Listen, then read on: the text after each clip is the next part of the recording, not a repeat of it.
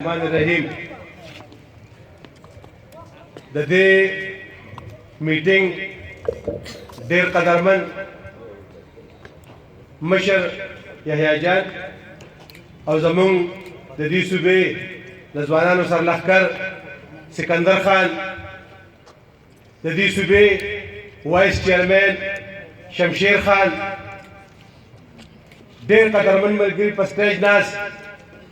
او زما مخې ته ډېرو قدرمنو مشرانو او ابزولو کشرانو السلام علیکم. وعلیکم السلام. دا نننۍ غونډه دا خالص د دې لپاره وه چې په 11 تاریخ باندې د حیات محمد خان شیرپو برسي منزلي کېږي. موږ د هغې لپاره د ملګري راغونډ کړو چې دوی سره کېنو، دوی سره سلا مشوره وکړو چې په 11 تاریخ په کومه طریقه باندې ځو، څنګه پروګرام به جوړوو. دا نن چې تاسو دومره په ګڼ تعداد باندې راغلئ، نو زه وایم چې تاسو هغه خلکو ته وښول، کومو خلکو چې دا پارټي پرېښې ده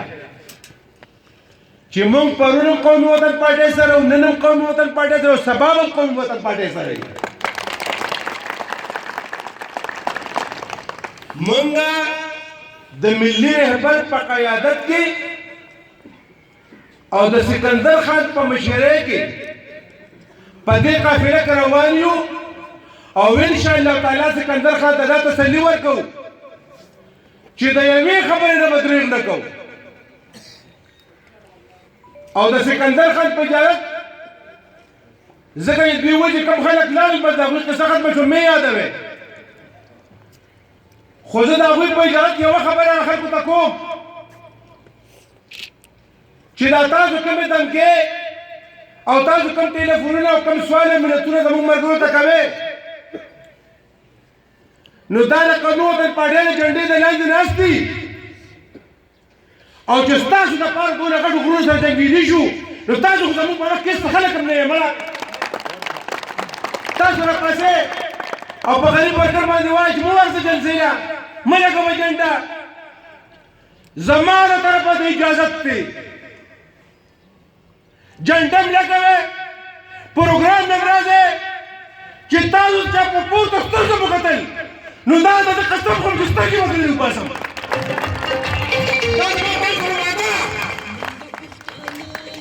موږ هغه خلک یو چې موږ د شرافت جمع ټول عمر استعمال کړې ده. زموږ ملي رهبر د امن د ترقۍ د خوشحالۍ خبره کړې ده، خو موږ هغه خلکو ته هېڅ چا اجازت نه ورکوو چې کوم خلک راپاسي او زموږ ملګري یاروي چې زموږ نه به ته اوس راته په پنډه کې یو ملګري خبره ده، ما ته وایي زما نه به نقصان در رسي. مړه مې ته ورته ووایه چې تا کوم وجلي ده هغه الله پاک وبخي او چې ته ما مړ کړی شو نو بیا مې مړ کړه.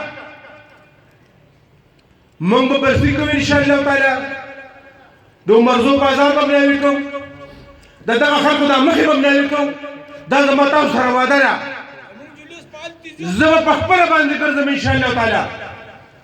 یو ملګری همت بایللی، یو ملګری رستو نشي،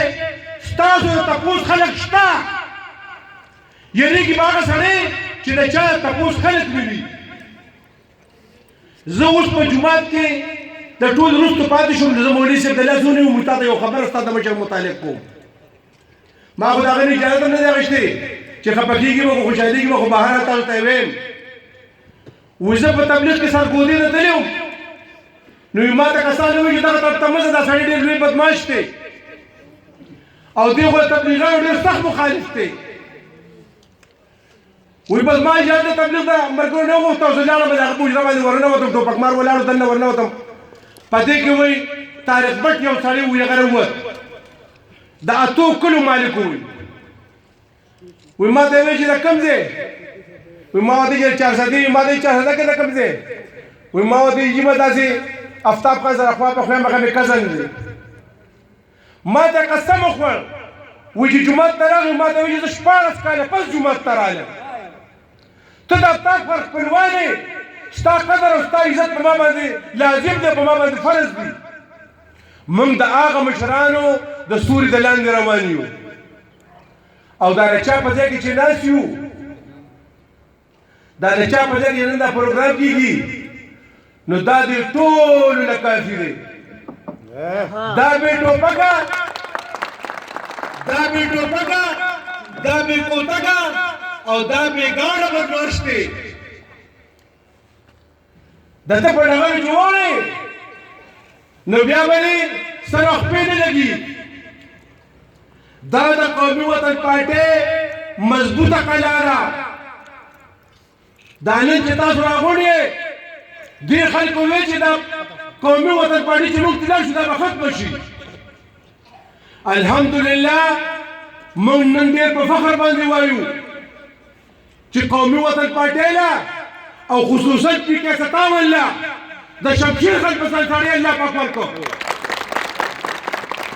هغه مرګرو باندې په مشرانو په کشرانو لکه د بچو په جنازه کې خو ته راځي دا زما دیره ده دا د قومي وطن پارټۍ د دعوی ځای دی چې د چا څه مشکل او څه مسله وي دلته هر وخت راتلی شي او موږ ته خپله مسله بیانولی شي موږ نن هم په دې راغونډ شوي یو انشاءالله تعالی د حیات خان د برسې نه پس به هم راغونډېږو دلته به یو غټه جلسه کوو او انشاءالله تعالی دې خلکو ته به ښایو چې قومي وطن پارټیانو د دروغو سیاست ختم شو صرف او صرف رښتیا شو صرف او صرف د ورکر کار شو صرف او صرف د ورکر اورېدل شو او د هغوی په تاڼه د هغوی په تحصیل د هغوی په جایز او د هغوی په ناجایز په هر څه کې به ورسره څنګ په څنګ باندې ولاړ یو دا زموږ تاسو سره وعده ده تاسو خپل همت مه بایلئ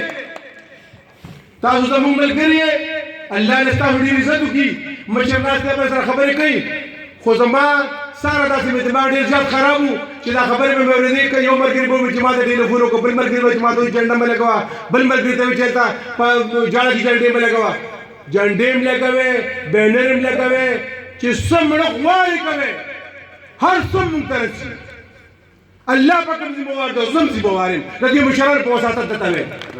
زما وروڼه یې زمونږ یو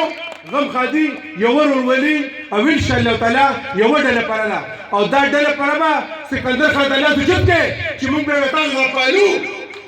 مونږ به سکندر خان سره د ډله پره پالو مونږ به تاب خان ملي رهبر سره د خپله ډله پره پالو به که نه ورکې اواز چې پالو به انشاءالله تعالی الله ډېر عزت ورکړي مهرباني